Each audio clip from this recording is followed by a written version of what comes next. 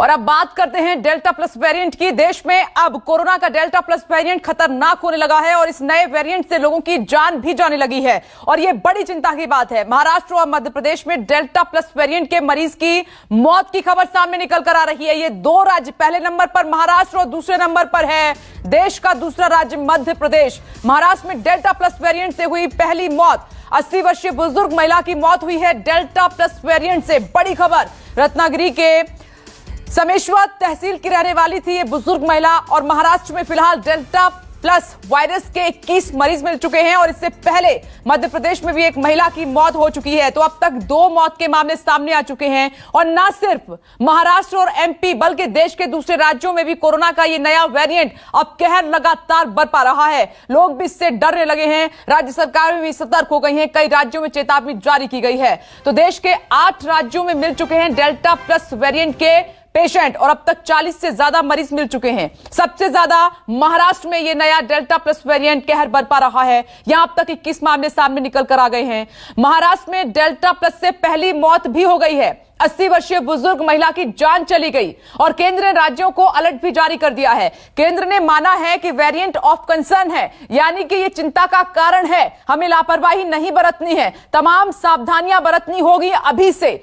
Delta plus के बढ़ते कहर को देखते हुए कांग्रेस नेता राहुल गांधी ने भी सरकार से कई सवाल पूछे हैं। विपक्ष की तरफ से भी अब सवालों का सिलसिला शुरू हो गया है। राहुल गांधी ने ट्वीट कर पूछा है कि पहला सवाल, रोकथाम के लिए बड़े स्तर पर टेस्टिंग क्यों नहीं हो रही है? दूसरा सवाल, वैक्सीन कितनी प्रभावी और पूरी जानकारी कब तक मिलेगी? तीसरा सवाल यह है राहुल गांधी की तरफ से सरकार को कि तीसरी लहर में डेल्टा प्लस को कंट्रोल करने का सरकार के पास क्या प्लान है, क्या योजना है? और आज इसी मुद्दे पर करेंगे चर्चा। हमारे साथ अनुभवी डॉक्टर्स का एक बड़ा पैनल मौजूद है और उनसे इन तमाम सवालों के जवाब जानेंगे, क्योंकि अब तक डॉक्टर्स ये कह रहे थे कि चिंता की बात नहीं है, सीवियर नहीं होगा, लेकिन देश में 2 मौत के मामले भी सामने निकल कर आ गए हैं। अमेरिका के बाद दूसरे नंबर पर है भारत, तीसरे नंबर पर ब्रिटेन है और तमाम राज्यों में अलर्ट भी जारी किया गया है। योजना क्या है, कैसे अभी से बच सकते हैं हम?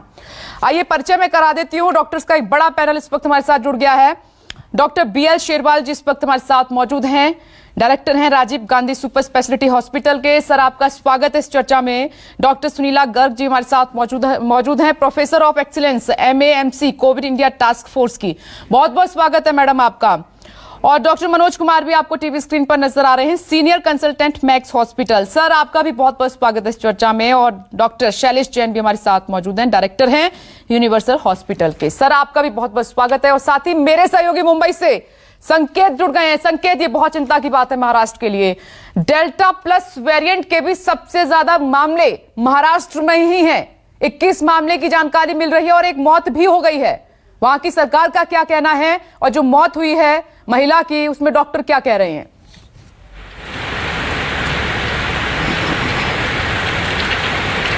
जी बिल्कुल विपनेश, आपको बताऊं कि पहली और दूसरी लहर में महाराष्ट्र ने सबसे ज़्यादा कोरोना को झेला था, सबसे ज़्यादा मौतें यहाँ पर हुई थी। और अब जो नया वेरिएंट है डेल्टा प्लस, इसके मामले भी महाराष्ट्र में लगातार बढ़ते जा रहे हैं। अब तक जो जानकारी सरकार की तरफ से दी गई है, 21 मामले सामने आ चुके हैं और आज एक पहली मौत भी हो गई है। बताया जा रहा है कि रत्नागिरी जिले में एक 80 साल की बुजुर्ग महिला है जिसका इलाज पिछले कुछ दिनों से किया जा रहा था, लेकिन आज सुबह उसकी मौत की खबर आई है। बताया जा रहा है कि कुछ अन्य बीमारियां भी उस महिला को थी, ऐसा डॉक्टरों का कहना है। लेकिन ये बेहद चिंताजनक बात है क्योंकि लगातार मामले बढ़ते जा रहे हैं। आपको अगर मैं जानकारी दूं कि महाराष्ट्र में सबसे ज़्यादा जो मामले सामने आए हैं वो रत्नागिरी जिले में सामने आए हैं, 9 मामले अब तक। इसके अलावा जलगांव में 7 मामले, मुंबई में 2 मामले सामने आ चुके हैं। तो ये अब कहीं ना कहीं सरकार के लिए चिंता का विषय है, क्योंकि पहले ये कहा जा रहा था कि बहुत ज़्यादा ये अफेक्ट नहीं करेगा, लेकिन अब मौतें भी इससे शुरू हो गई हैं।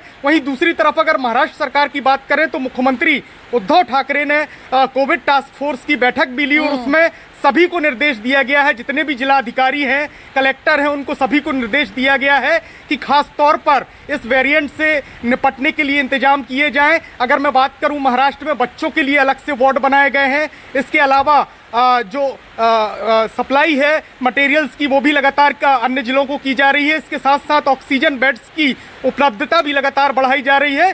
तो महाराष्ट्र सरकार कदम उठा रही है, लेकिन जिस तरीके से एक के बाद एक मामले बढ़ रहे हैं विपनेश, ये अपने आप में एक बड़ी चिंता का विषय है। संकेत, आपने सही कहा। और डॉक्टर सुनीला गर्ग, मैं आपके पास मैडम आना चाहती हूं कि क्या अब ये चिंता की बात है? जून तक की रिपोर्ट के हिसाब से अमेरिका के बाद दूसरा नंबर हमारा आता है और इंडिया में 40 से ज्यादा केस हो गए हैं, 2 मौत के मामले भी आ गए हैं। तो डेल्टा प्लस वेरिएंट अब क्या चिंता की बात है हमारे लिए? देखिए, बेसिकली अगर मैं आपको पूरी तरह से सुन पाई हूँ तो मैं कहना चाहती हूँ कि हमें डेल्टा स्ट्रेन के पहले हमें वेरिएंट्स मिले थे और अब हमें जो वेरिएंट्स मिल रहे हैं डेल्टा प्लस के मिल रहे हैं।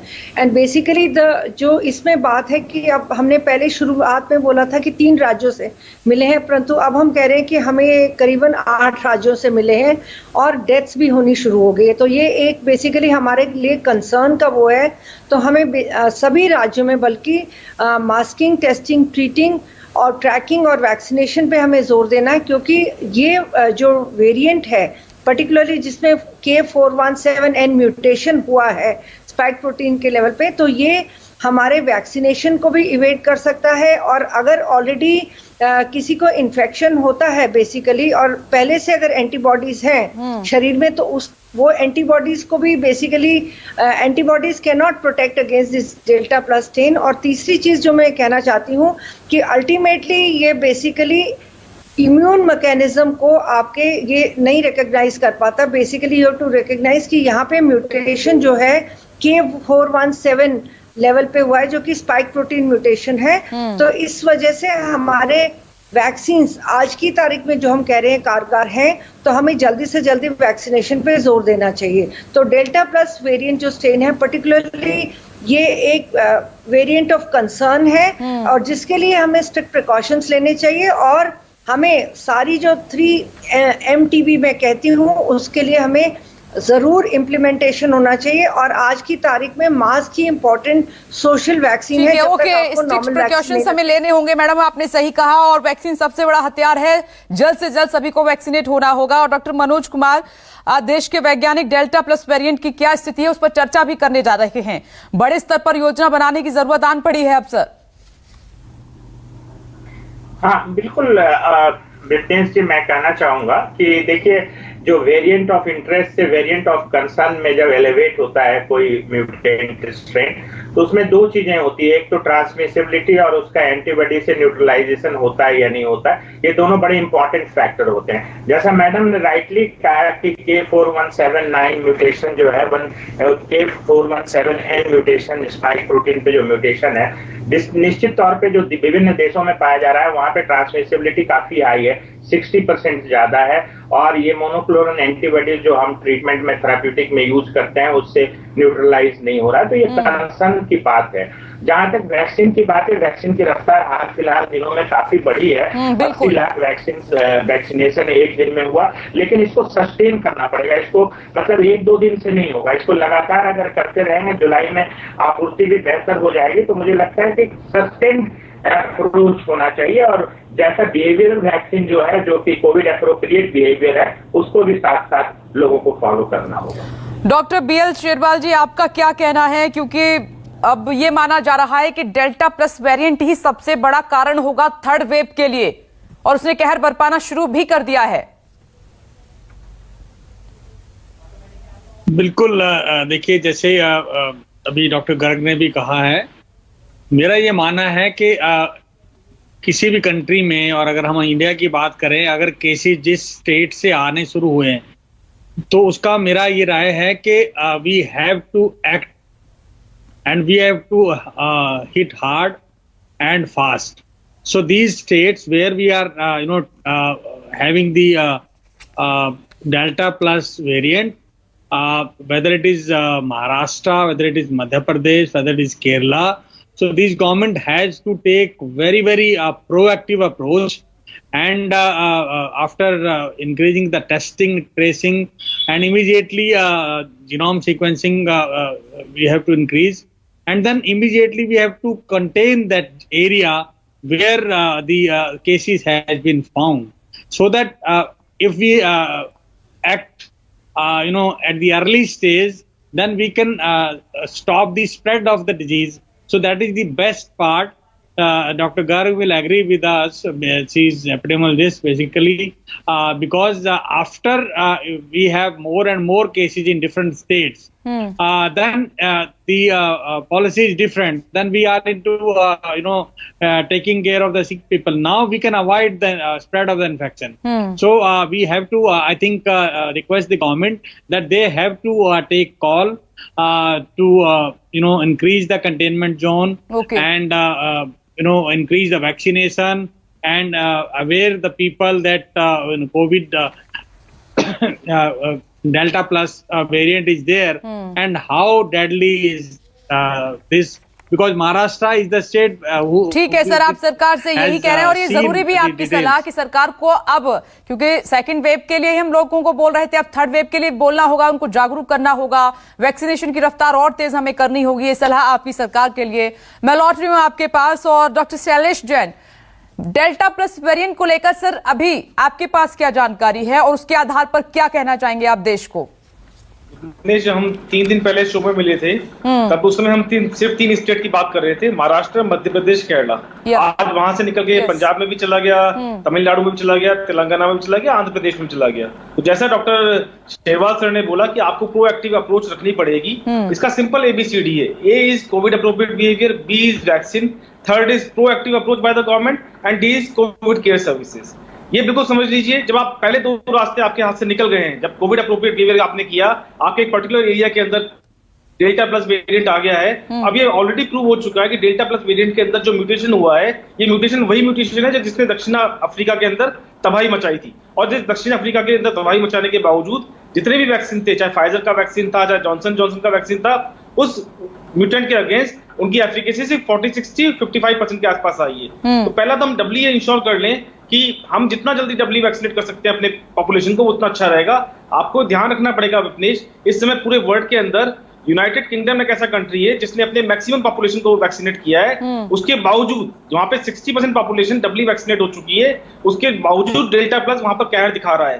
तो यूके में आज अगर हम बात करते हैं, तो यूके में हम बात ये नहीं करते कि आप वैक्सीन से बच पाएंगे या नहीं बच पाएंगे। आज हम बात करते हैं कि वैक्सीन लगाने के बाद क्या हम अपना हॉस्पिटलाइजेशन और आईसीयू एडमिशन कम कर पाएंगे या नहीं कर पाएंगे। वैक्सीन सिर्फ एक हेलमेट है जो आपको बचाता है, ये श्योर नहीं करता, ये गारंटी नहीं देता कि आपको कोरोना नहीं होगा या कोविड-19 नहीं होगा। ये सिर्फ आपको मदद देता है हॉस्पिटलाइजेशन और आईसीयू एडमिशन से, पहली चीज। दूसरा, विपनेश ये जरूर समझिएगा, कोविड केयर सर्विस के अंदर सेकंड वेव के अंदर हिंदुस्तान के अंदर जितनी मौतें हुई है, वो कोरोना वायरस के डेल्टा हमारे यहाँ पे हुआ था उसका तो बिहेवियर था ही, साथ में जो हमारे क्लिनिकल केयर सर्विसेज थी, अगर वो ओवरलोडेड हो आती हैं, उसके ओवरलोडेड होने की वजह से और मौतों का नंबर ज्यादा रहता है। तो हमें ये जरूर इंश्योर करना है कि जो हमारी कोविड केयर सर्विस है, जिसके अंदर ऑक्सीजन भी आता है, जिसके अंदर ड्रग्स भी आती हैं, वो जल्दी से जल्दी अप्रोप्रिएट मात्रा में। और इसके सर डेल्टा प्लस वेरिएंट के जो सिम्टम्स होंगे, उनको देखते हुए भी हमें उसी तरीके की फैसिलिटी एड ऑन करनी होंगी। मैं लौट रही हूं सर डॉक्टर सुनीला गर्ग से, नेक्स्ट क्वेश्चन मेरा होगा, लेकिन इस बीच एक बड़ी खबर आ रही है यूपी से। डेल्टा प्लस के खतरे को लेकर यूपी में भी विशेष सतर्कता बरतने के निर्देश जारी किए गए हैं, और टीम 9 के साथ बैठक में सीएम योगी ने सभी जरूरी कदम उठाने के निर्देश सभी को दिए हैं। उन्होंने ज्यादा से ज्यादा सैंपल की जीनोम सीक्वेंसिंग कराने के निर्देश दिए हैं, ताकि रिजल्ट के मुताबिक डेल्टा प्लस प्रभावित क्षेत्रों की मैपिंग की जा सके। और सीएम योगी ने निर्देश दिए हैं कि जीनोम सीक्वेंसिंग के लिए केजीएमयू और बीएचयू में सारी व्यवस्थाएं की जाएं। डॉक्टर सुनीला गर्ग, ये बहुत जरूरी है जो यूपी सरकार ने कदम उठाने के लिए कहा है। बिल्कुल, ये बहुत जरूरी है, बल्कि मैं तो कहूंगी कि सभी राज्यों में जितने आपके पॉजिटिव सैंपल्स आ रहे हैं, उसके 5% की जीनोम सीक्वेंसिंग होनी चाहिए। और साथ साथ जितने हमारे इंटरनेशनल पैसेंजर्स भी आ रहे हैं, उनके भी सैंपल्स, पॉजिटिव सैंपल्स की जीनोमिक सीक्वेंसिंग होनी चाहिए। तब भी हमें पता चलेगा कि किस तरह से म्यूटेशन चल रहा है। और जब डेल्टा प्लस का भी कई लोगों को जीनोम सीक्वेंसिंग नहीं पता है, मैडम सुनीला गर्ग, नहीं पता है क्या होता है, तो थोड़ा इसके बारे में बताइए, क्यों ये किया जाता है? जीनोमिक सीक्वेंसिंग ये हमें बताता है कि जेनेटिक मेकअप वायरस का कैसा है करके। जैसे कि पहले हमने देखा कि एक हमारा सार्स कोरोना वायरस 2 था, तो वो एक नॉर्मल उसकी एक जेनेटिक सीक्वेंसिंग थी। जब वो जेनेटिक सीक्वेंसिंग यानी कि अमीनो एसिड की सीक्वेंसिंग होती है, तो जैसे हम एक बार बार जब ये वायरस मल्टीप्लाई करता है, जैसे अब आप किसी को कहते हैं कि माला के मोती को बार बार पिरो, तो ऐसा नहीं है कि लाल के बाद लाल, सफेद और हरा अगर होगा, अगर हम 3 रंग लेंगे तो ऐसा नहीं कि बार बार उसी सीक्वेंस में आएगा। तो इसको हम सिंपल शब्दों में म्यूटेशन कहते हैं। तो पहले तो हमारे पास में अल्फा, बीटा, गामा, डेल्टा 4 तरीके की म्यूटेशन थी जो कि हमें यूके, ब्राजील और अफ्रीका से मिले थे, और उसके बाद में डेल्टा म्यूटेशन आया। और डेल्टा म्यूटेशन की जब जांच भारत में हुई और उसके बाद हमने देखा कि यूके में जाकर ये एक प्रिडोमिनेंट स्ट्रेन भी हमारा बन गया करके, और जब इसमें हमारा म्यूटेशन फर्दर आया स्पाइक प्रोटीन में, जिसको कि हम K417.N बोलते हैं करके, तो इसका मतलब है कि जब वायरस हमारे शरीर में एंटर करता है, क्योंकि स्पाइक प्रोटीन के लेवल पे म्यूटेशन हुआ है, तो एंटीबॉडीज इसको प्रोटेक्ट नहीं कर पाएंगी। तो इसीलिए आज की तारीख में हम कह रहे हैं, जो कि PHE पब्लिक हेल्थ इंग्लैंड की स्टडी हुई थी, उन्होंने ये पाया था कि डेल्टा प्लस स्ट्रेन के संदर्भ में नहीं, डेल्टा प्लस संदर्भ में, कि अगर हम 2 डोजेस लेते हैं तो कोविशील्ड की जो वैक्सीन है वो 60% इफेक्टिव है, परंतु अगर हम फाइजर बायोनटेक की बात करते हैं तो 80% से ज्यादा इफेक्टिव है।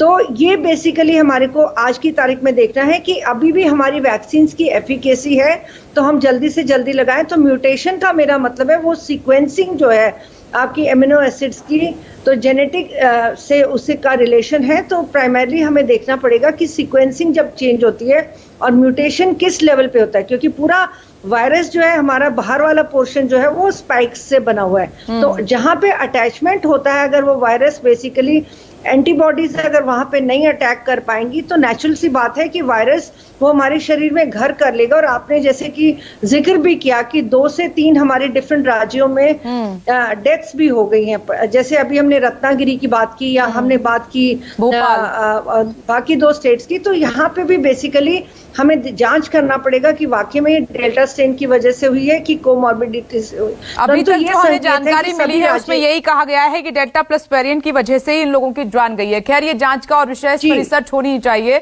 मैं लौट रही हूँ और डॉक्टर मनोज कुमार, जो डॉक्टर शैलेश जैन ने बोला है उससे तो और चिंता भारत की बढ़ रही है। उन्होंने कहा कि अमेरिका की आबादी 60% वैक्सीनेट हो चुकी है, उसके बावजूद ये डेल्टा प्लस के मामले सबसे ज्यादा अमेरिका से ही आ रहे हैं। तो हमें तो अब मोर केयरफुल रहने की जरूरत है।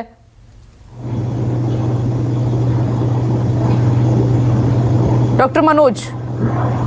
हाँ जी, मैं आपको एक चीज और बता दूं, जैसे रोल मॉडल कंट्री जो था वो इजराइल होता था, जहाँ 60% से ज्यादा वैक्सीनेशन हुआ, ऑलमोस्ट पूरा समझिए कोविड खत्म हो गया था वहां पे फिर से 3rd वेव स्टार्ट हो गया। तो ये जो वेरिएंट्स हैं ये बहुत इंपॉर्टेंट है, क्योंकि मुझे ऐसा लगता है कि 3rd वेव जो भी हमारे यहाँ जो SIR मॉडल है, जिसको हम लोग बोलते हैं ससेप्टेबल, इन्फेक्टेड एंड रिकवर्ड, जो SIR मॉडल जो हमारे कानपुर IIT से जो हुआ है, उसमें भी उन्होंने कहा है कि इसमें 3 सिनेरियो हो सकती है, 2 लाख से 5 लाख तक केसेस जा सकते हैं, और इसमें ड्राइवर जो होगा वो डेल्टा प्लस वेरिएंट ही होगा। क्योंकि अभी जैसे मैडम ने भी कहा कि वेरिएंट्स जो होते हैं यूजुअली एंटीजेनिक ड्रिफ्ट से कम ज्यादा बनते हैं, एंटीजेनिक शिफ्ट कम होता है, क्योंकि वायरस का बिहेवियर अगर बहुत चेंज हो जाएगा तो हो सकता है कि ACE2 रिसेप्टर से वो बाइंड भी ना करे। तो थोड़ा जो एंटीजेनिक ड्रिफ्ट होता है उसकी वजह से जो है ये स्पाइक प्रोटीन्स जो होते हैं उसमें म्यूटेशंस होता है। और सबसे जो इसमें चिंता का विषय है कि जो मोनोक्लोनल एंटीबॉडी जो हमारा मेन थेराप्यूटिक एजेंट होगा इस बार के लिए, उससे ये न्यूट्रलाइज नहीं हो रहा है। तो ये चिंता का विषय डेफिनेटली है। तो अभी जो है जो चीजें हैं, जैसे बिहेवियरल वैक्सीन हैं, जैसे कोविड एप्रोप्रिएट बिहेवियर, ये तो हर वेरिएंट पे काम करता है। तो जब जैसे एपी सेंटर से ये स्टार्ट हो रहा है, मुंबई से जैसा बता रहे रत्नागिरी से, या जो सिंधुदुर्ग है, कुछ डिस्ट्रिक्ट्स जो हैं जहां से ज्यादा एपी सेंटर की तरफ, वहां से, क्योंकि पिछली बार भी 2nd वेव में हम लोग महाराष्ट्र में होता रहा और हम लोग बाकी जगह ये सोचते रहे कि शायद वो लोकलाइज्ड होगा, बट ये बहुत जल्दी स्प्रेड होगा, क्योंकि ट्रांसमिसिबिलिटी वाली जो कैरेक्टर है वो बहुत ही ज्यादा इंपॉर्टेंट होती है। अब सर, मेरी चिंता बच्चों को लेकर बढ़ रही है, क्योंकि इंडिया में बच्चे अभी वैक्सीनेट नहीं हो पा रहे, सिलसिला शुरू भी नहीं हुआ है, और हम 3rd वेव का जिक्र कर रहे हैं कि सितंबर अक्टूबर तक 3rd वेव आ जाएगी। तो सबसे बड़ा कंसर्न बच्चों को लेकर है आज की तारीख में। जी बिल्कुल सही है, क्योंकि बच्चे जो है अभी वैक्सीनेट भी नहीं हुए हैं और बाकी दोनों वेव्स में उनका इन्फेक्शन कम हुआ है, तो वो बड़े ससेप्टेबल पॉपुलेशन है। और बच्चों के लिए जो हेल्थ केयर स्ट्रक्चर है वो भी हमारे यहाँ लिमिटेड है। हालांकि सरकार और अभी थोड़ी सी हम लोग 2nd वेव से जाग चुके हैं, तो हमें लगता है कि 3rd वेव में पीडियाट्रिक ओरिएंटेड जो हेल्थ केयर सिस्टम है उसको हम लोग स्ट्रॉन्ग कर लेंगे।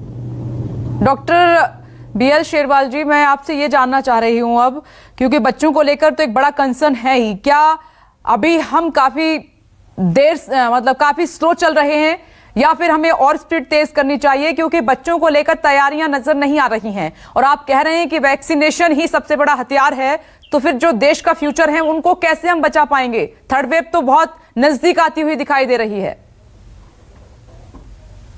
नहीं, देखिए, पैंडेमिक में वेव की अगर बात करते हैं तो नेचुरली और एक्सपेक्टेड भी है थर्ड वेव जैसे हम बात कर रहे हैं। अभी जो मैटर ऑफ कंसर्न है कि वो कितनी जल्दी आए। इशू यही आ रहा है कि जैसे अभी केसेस बढ़ने लगे हैं तो वो एक खतरनाक ट्रेंड है। जो हम बात कर रहे थे कि सितंबर अक्टूबर में आएंगे, अब कह रहे हैं कि उससे प्रीपोन हो सकता है। अगर हम इसी तरह से डेल्टा वेरिएंट के केसेस, डेल्टा प्लस के केसेस अब जो देखने को मिल रहे हैं, उसे जो है उसको रोकने का यही तरीका है कि वैक्सीनेशन जितनी जल्दी हो सकता है। बच्चों के लिए क्या करें सर तब तक? चलिए, बड़ों के लिए तो वैक्सीनेशन हो रहा है, बड़े तो संभल जाएंगे, लेकिन बच्चों के लिए भी अभी ट्रायल की स्टेज में है और मुझे लगता है कि अगले 1-2 महीने के अंदर उसका भी डाटा आ जाएगा और सितंबर तक। लेकिन सर उतना वक्त तो ये दे ही नहीं रहा है डेल्टा प्लस वेरिएंट, इसके मामले आने शुरू हो गए हैं, इतना वक्त कहाँ है? बच्चों की बड़ी आबादी है, कैसे वो वैक्सीनेट हो पाएंगे? देखिए ऐसा है, वैक्सीन जो अवेलेबल है उसके हिसाब से वैक्सीनेशन करनी है और म्यूटेशन से हमें वैक्सीनेशन के ऊपर कोई असर नहीं आना चाहिए। म्यूटेशन तो एक्चुअली ये आएंगे, अभी और म्यूटेशन आ सकते हैं। तो मेरा ये मानना है कि बच्चों में जितनी जल्दी शुरू हो सकता है वो कोशिश करनी चाहिए और बच्चों के लिए अभी हर सरकार, सेंटर हो चाहे स्टेट सरकार हो, वो सारे के सारे अपने जो है लेवल पे बच्चों के लिए सर आपके हॉस्पिटल में व्यवस्था हुई है क्या बच्चों के लिए? बिल्कुल, आपने जो है हम अभी 250 आईसीयू बेड्स के लिए तैयारी कर रहे हैं बच्चों के लिए और पूरी के पूरे जो रिक्वायरमेंट है, चाहे वो इक्विपमेंट की हो, चाहे वो ऑक्सीजन की हो और चाहे ह्यूमन रिसोर्स की हो। और दिल्ली गवर्नमेंट में एक और हम कोशिश कर रहे हैं कि we are increasing the man power.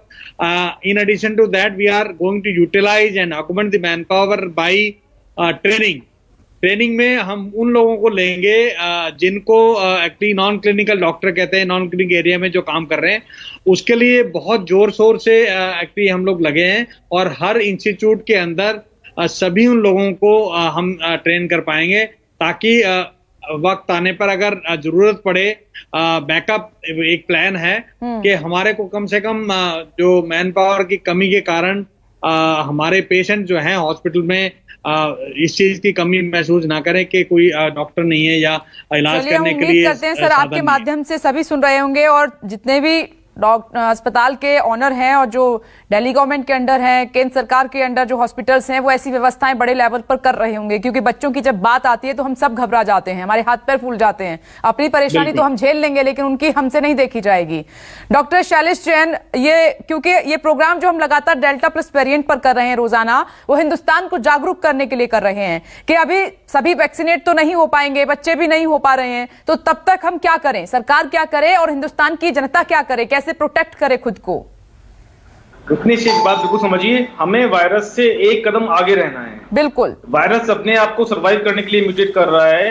हमें समझना पड़ेगा कि आज से 3 दिन पहले जब हम बात कर रहे थे तो सिर्फ 3 स्टेट के अंदर डेल्टा प्लस था, आज 7 स्टेट के अंदर डेल्टा प्लस पहुंच गया है। डॉक्टर शेरवाल सर ने एक बहुत बात सही बोली, हमें प्रोएक्टिव अप्रोच रखनी पड़ेगी। अगर आपको लगता है कि आज रत्नागिरी के अंदर डेल्टा प्लस का एक केस आ गया है, अगर आपको कंटेनमेंट करना है, लॉकडाउन करना है रत्नागिरी का, तो टेक ए प्रोएक्टिव अप्रोच। आप ये याद रखिए, दूसरी वेव के अंदर फरवरी के अंदर आशंका आ गई थी कि हमारे यहाँ पे डेल्टा वायरस महामारी मचाने वाला है। उसके बावजूद हमने जो लॉकडाउन पूरे देश के अंदर किया वो अप्रैल के अंदर किया, जब वो ऑलरेडी एस्टेब्लिश हो चुका था पूरे कंट्री के अंदर।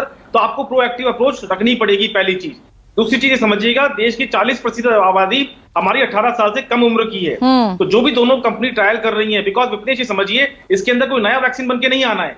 वैक्सीन कोवैक्सीन और कोविशील्ड ही रहना है, बस उसकी मात्रा कम होनी है। हमें उस मात्रा को देखना है कि जो 0.5 ml हम एडल्ट को दे रहे हैं, बच्चे में हमें 0.4 ml देनी है, 0.3 ml देनी है। तो उसके लिए जो भी ट्रायल कीजिए वो तुरंत जल्दी से जल्दी ट्रायल के रिजल्ट आने चाहिए, बिकॉज वैक्सीन ही एकमात्र अप्रोच है जिससे आप हॉस्पिटलाइजेशन और आईसीयू एडमिशन से बचा सकते हैं। यानी जिन लोगों ने वैक्सीन ले ली है वो काफी हद तक सुरक्षित हैं? बिल्कुल नहीं। Yes doctor Shailesh, all over the world all over the world ये प्रूवन इफेक्ट नहीं आया है कि क्या वैक्सीन कोविड-19 के जो डेल्टा प्लस का वेरिएंट है उसके अगेंस्ट एफिकेसी है कि नहीं है। बिकॉज अब तो ये भी आ रहा है कि जो जिन लोगों को पहले कोरोना हो चुका है दूसरी वेव के अंदर, जिनके अंदर एंटीबॉडी टाइटर काफी अधिक मात्रा के अंदर है, डेल्टा प्लस उस एंटीबॉडी टाइटर के इम्यूनिटी रेस्पॉन्स को भी इवेट कर जाता है, वो उसको भी बाईपास कर जाता है। तो अभी ये कहना बहुत जल्दी होगा कि तो वायरस ऐसे में हम क्या करेंगे फिर? ये तो चिंता की बात है। हमें सिर्फ यही देखना है विपनेश कि देश के अंदर इसकी वेव ज्यादा ना फैले। आप कंटेनमेंट कीजिए, लॉकडाउन कीजिए, कोविड अप्रोप्रिएट बिहेवियर का पालन कीजिए। आपने खुद ने ही अपने स्टेटमेंट में बोला कि वैक्सीन यूके यूएस के अंदर अभी जो आई है वो 60% एफिकेसी दिखा रही है कोविशील्ड वाली। अगर 60% एफिकेसी भी दिखाती है तब भी 40% पॉपुलेशन ऐसी है जो इसके लिए ससेप्टेबल है हॉस्पिटलाइजेशन और आईसीयू एडमिशन के लिए। तो हमें बिल्कुल इंश्योर कर ले कि हमें प्रोएक्टिव अप्रोच रखनी है सरकार को। इसमें अगर आपको लगता है कि जिले के अंदर या तालुका लेवल के अंदर एक केस भी आ रहा है, अगर आपको स्ट्रिक्ट लॉकडाउन करने की जरूरत पड़ती है, that is the only way to fight with the virus. ये बहुत महत्वपूर्ण सवाल आपने उठाया जो मैं पूछने भी वाली थी डॉक्टर सुनीला गर्ग। ये वक्त नहीं है कि हम देर से कदम उठाएं। डेल्टा प्लस वेरिएंट शायद हमें मौका ना दे संभलने का, तो इससे पहले ही हमें चाहे लॉकडाउन लगाना पड़े या फिर हमें कुछ और कदम उठाने पड़े, ये पहले ही करने होंगे, क्योंकि अभी तो सब छूट दे दिए हैं हमने और बाजारों में भीड़ भी दिखाई दे रही है। बिल्कुल, आप बिल्कुल सही कह रहे हैं कि हमें वायरस से 4 कदम आगे रहना है। यानी कि जब तक हम वेव 1 की भी अगर बात करें तो हमारे पास तो वैक्सीन नहीं था, तो हमारे पास मास्क ही एक इम्पॉर्टेंट वैक्सीन था जिसको कि मैं मोस्ट इम्पॉर्टेंट सोशल वैक्सीन मानती हूँ। जैसे जैसे केसेस आ रहे हैं तो हमें कंटेनमेंट जोन्स पे बहुत स्ट्रिक्ट निगरानी रखनी पड़ेगी। और तीसरी चीज ये है कि टेस्टिंग और ट्रैकिंग भी करनी पड़ेगी। और चौथा जो मैंने पहले बोला था, जीनोमिक सीक्वेंसिंग पे भी ध्यान रखना पड़ेगा।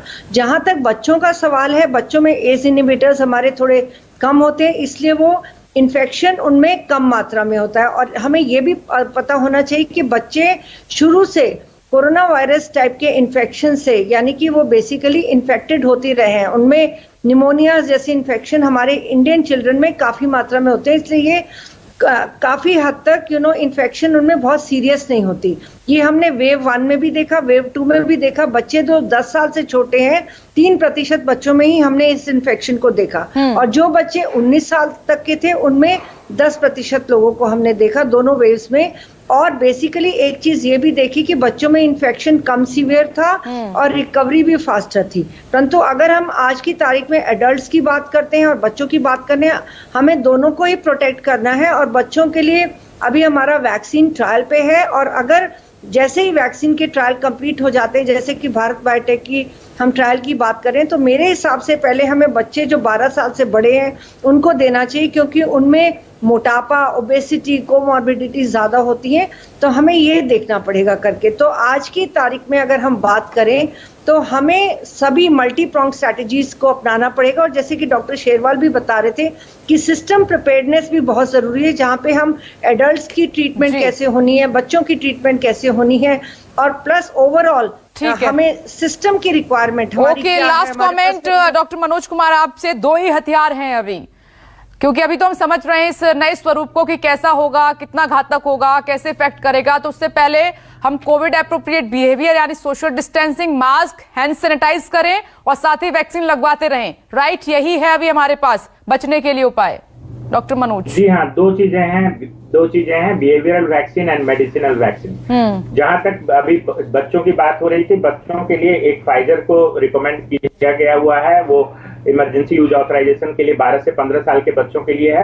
उसको भी इंपोर्ट किया जा सकता है अगर हमें ट्रायल्स में देरी लग रही है तो कम से कम, क्योंकि सबसे ज्यादा जो बच्चों में मल्टी सिस्टम इन्फ्लेमेटरी सिंड्रोम के इंसिडेंट्स हैं वो इस एज ग्रुप में है जो 12 से 18 साल तक के बच्चे हैं। तो और खास करके जैसा मैडम ने बोला कि ओवी चाइल्ड जो है उसमें ज्यादा चांसेस रहता है मिस का। तो मुझे लगता है कि vaccine, Covid appropriate behaviour, testing, tracing और ट्रीटमेंट, इन जो बेसिक जो स्टेप्स हैं कोरोना को, कोविड-19 को रोकने के लिए, वही हमारे पास हथियार है।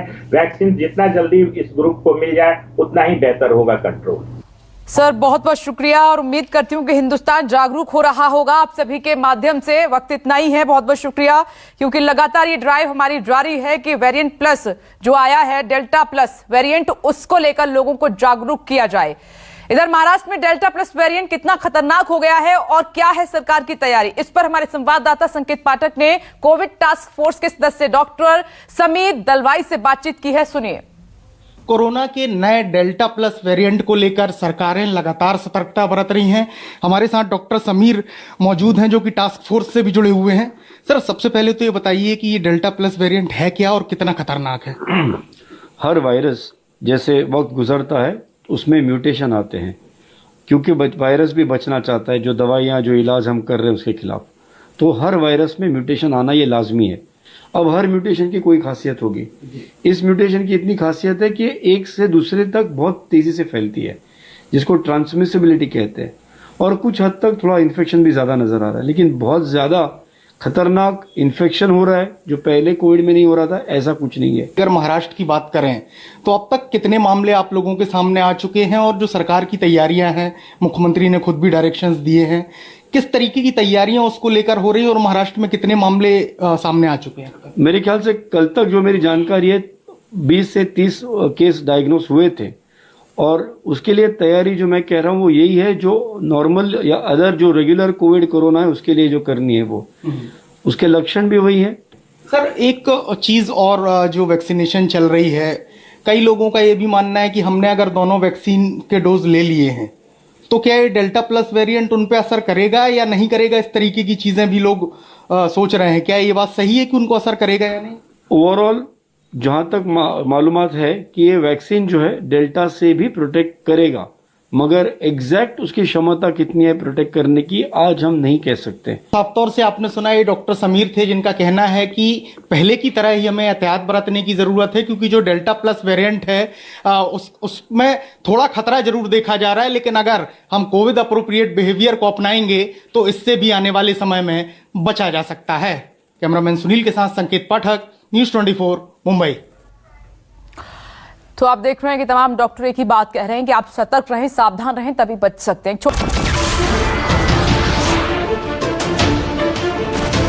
नमस्कार, मैं हूं मानक गुप्ता। अगर आपको हमारा ये वीडियो पसंद आया हो तो इसे लाइक और शेयर जरूर करें, और हां, हमें सब्सक्राइब और फॉलो करना ना भूलें ताकि आप देश और दुनिया की कोई खबर मिस ना करें। तो जुड़े रहिए हमारे साथ और देखते रहिए न्यूज़ 24।